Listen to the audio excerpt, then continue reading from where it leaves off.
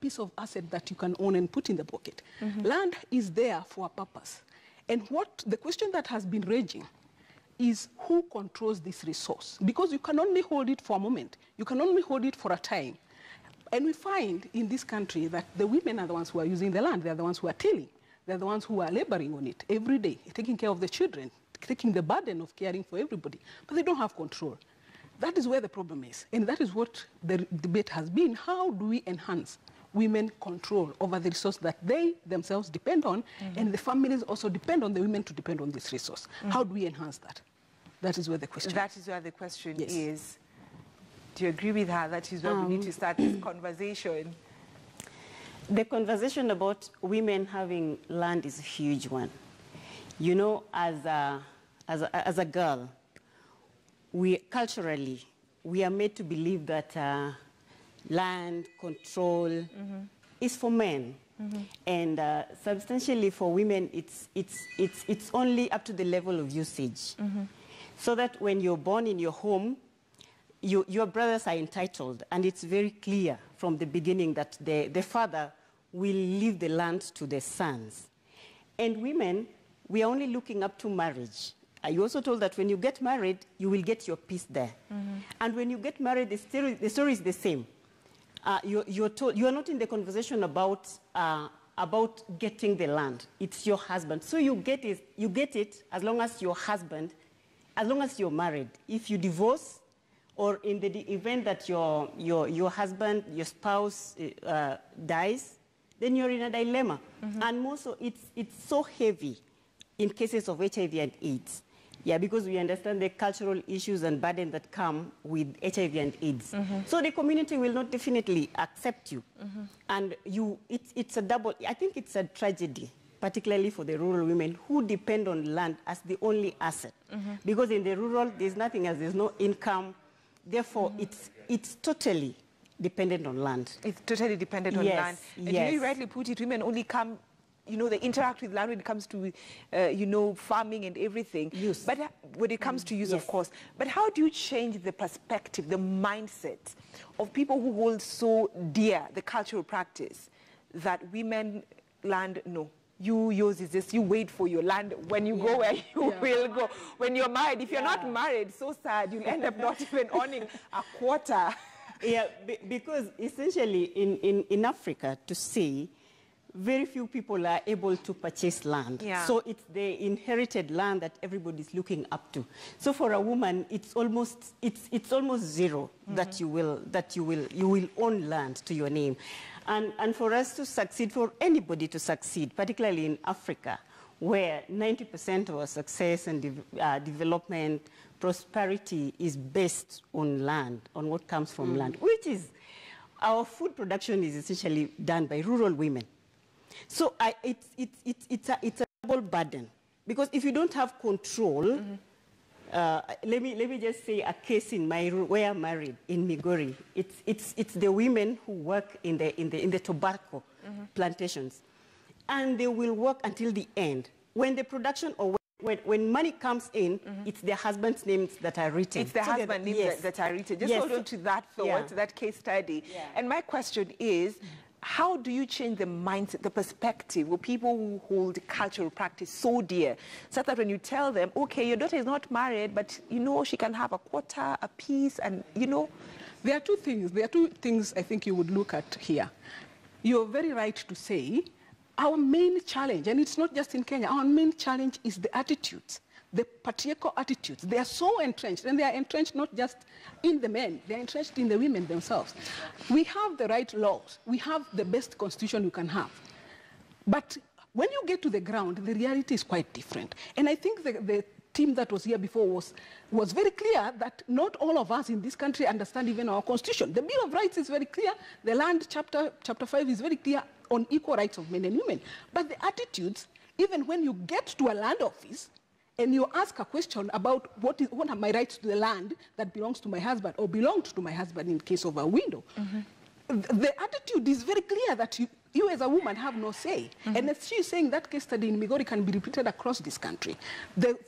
And the problem is we have to change the mindset. It's one thing to have the right laws. It's another thing to get the right programs on the ground and ensure that the women, even where transfers and inheritance is not happening, because in many parts of this country, transfer is not happening in the same rate as the generations are changing, that the women still have that control that they need to really be able to enjoy equal rights, because we are equal citizens.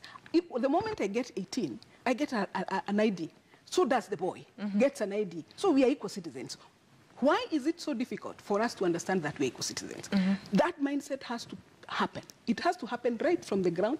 How we socialize the children as they come up, both boys and girls, to understand that we are all equal citizens of this country, building this nation together.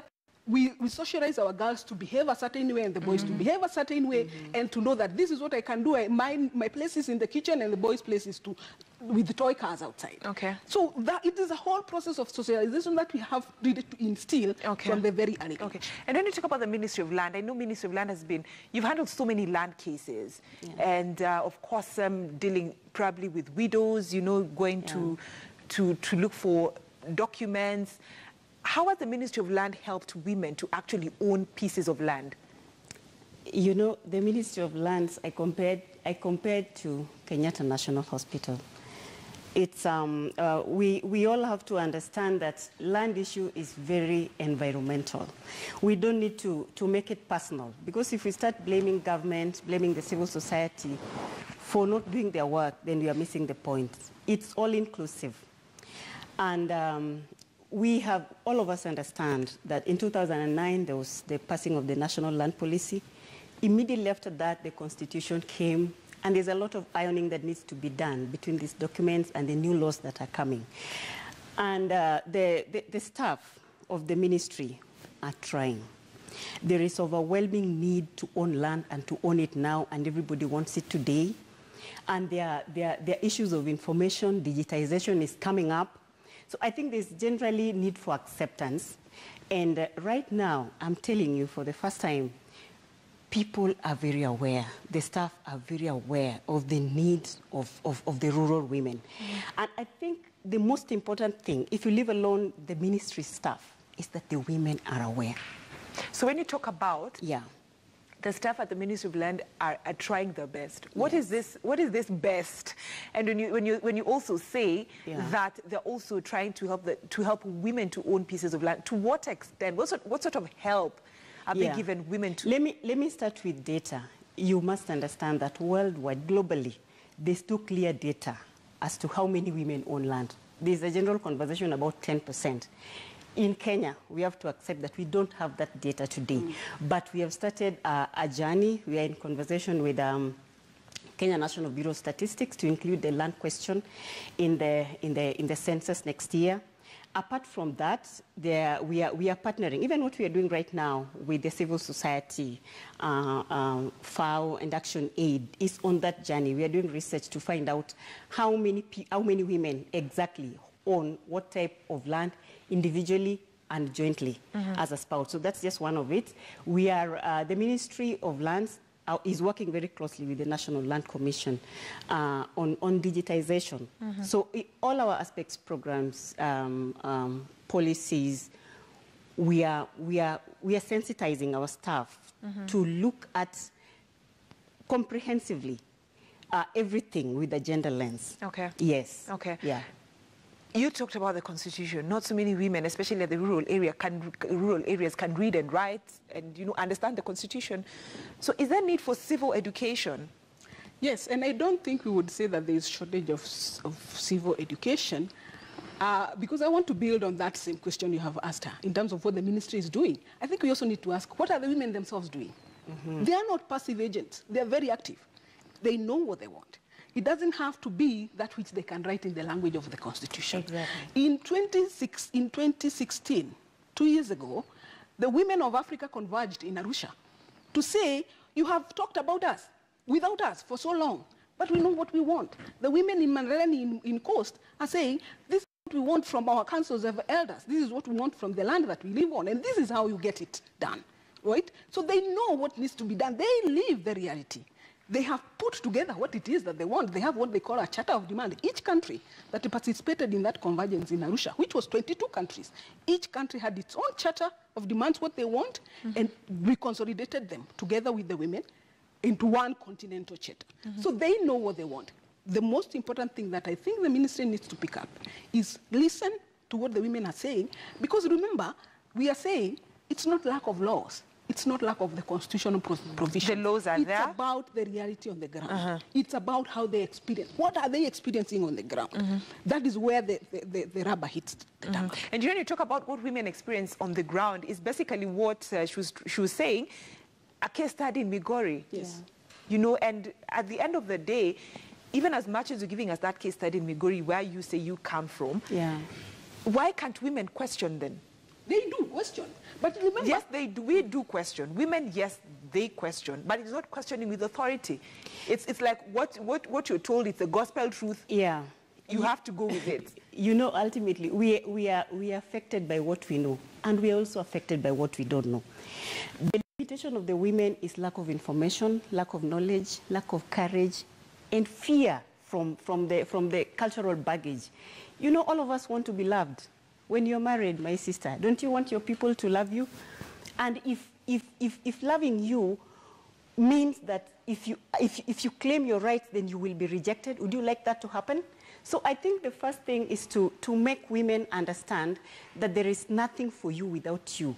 We have to make women of Kenya believe that they can, and that they can be appreciated. First of all, you need to appreciate yourself before you get somebody else to appreciate you. Because I think it's very, very important that we go back to our cultures. You asked me about the ministry staff. And I also have a question for you. Where do the ministry staff come from? They come from the same cultures. They come from home. They come from a particular society. So whatever is done there is what they are likely to carry to their office. Therefore, there needs to be a whole attitudinal change, a whole change of mindset to appreciate the new woman. And I think it's so intertwined. The woman right now in this country and everywhere in the world is roaring to the mountaintop. The women are so aggressive to attain their rights on land, property usage, control, and ownership. We need to prepare our men, even our spouses, to accept the new woman that is coming. Yeah, because, but you know, as much as you're talking about, Rachel, as much as you're talking about women, you know, being so aggressive, let's take a case study within the coastal region and the interior parts of coastal region. When issues of land come up, mostly you'll see it's the old women, the grandmothers, the great-grandmothers living with their grandchildren or great-grandchildren, talking to the media, crying out, like we're just evicted. We don't even know where to go to. So what does the Ministry of Land, what do you do at that point? The Ministry of Land is doing a lot. It's doing a lot to the women. First of all, even to listen to them, even to have this conversation. You have to appreciate that I'm sitting with my sister, and that's what we are doing everywhere. We are working together with civil society. It's not a norm. I think we all have to understand that. Yeah, because usually in African countries, it's just the civil society against the government. But we have come together with all our limitations, the constraints of resources, probably from government or the civil society, and we are listening to the women together. In 2016, the then CS walked with the women to the foot of Mount Kilimanjaro. And he literally sat with them, and they were speaking, and they were drinking the same water. It was a journey. It was just a demonstration of the journey and the pain that women go through. Yeah, because the women are the ones who bear the most burden at home. From the little money that they get. I'm not saying that the men are not doing anything. No, I'm not saying that, because the men are also still doing something. But the journey that we are working together with the civil society and women, and talking to the staff together. Yeah, for the staff to understand that women need help. For National Land Commission to understand that if there is a dispute between the community or in-laws and the woman, whom should they listen to more? Whom should they listen to more? And as you answer Rachel's question, whom should they listen to more? So as much as you're working with the Ministry of Lands, you're talking about working with the civil society. What is the action plan? Well, there is a whole action plan, but there's one thing that I think is very, very critical for the ministry to really pay attention to. At the beginning, I said, not not many parts of this country where you can talk about land ownership. The reason why our constitution has 3 categories of land: public, private, and community, is because there are those regions where we are still talking about community land. Where you're talking about community, we are not pushing for privatization. We are not pushing for titling. There's one thing that the ministry needs to put their foot out for: recording and registration of relationship with land that is not ownership.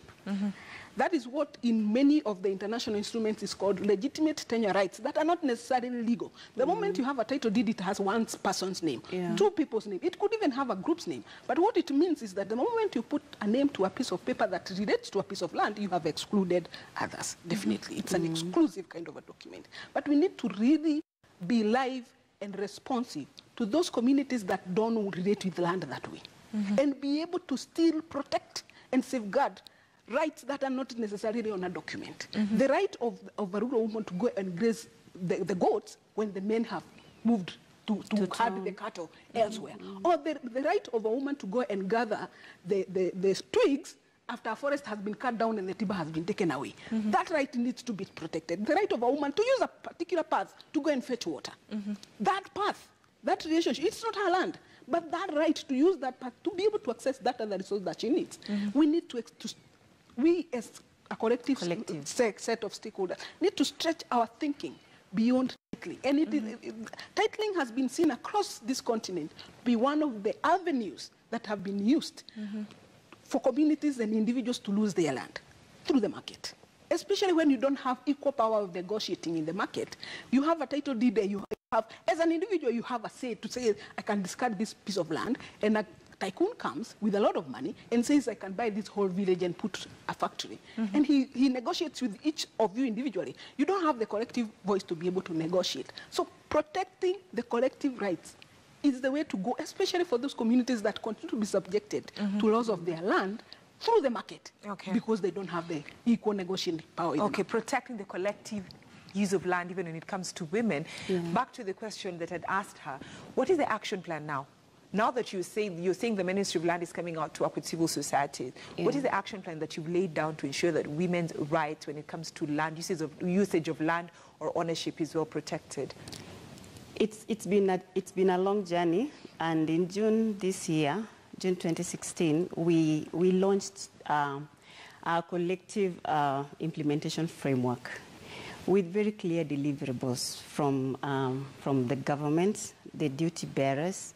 What the government needs to do is very clear, ensure data.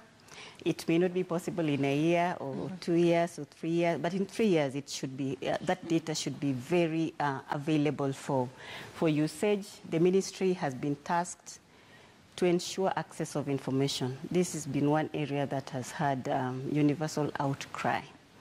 There's been a lot of complaints. Women are not able to access information, partly because land is a very crucial matter. And sometimes somebody who comes in as very humble could turn out to be a very dangerous person to the person who owns that land. So we have been, my cabinet secretary has been looking at it very discreetly to ensure that the rights of the landowner is protected even as we give out information.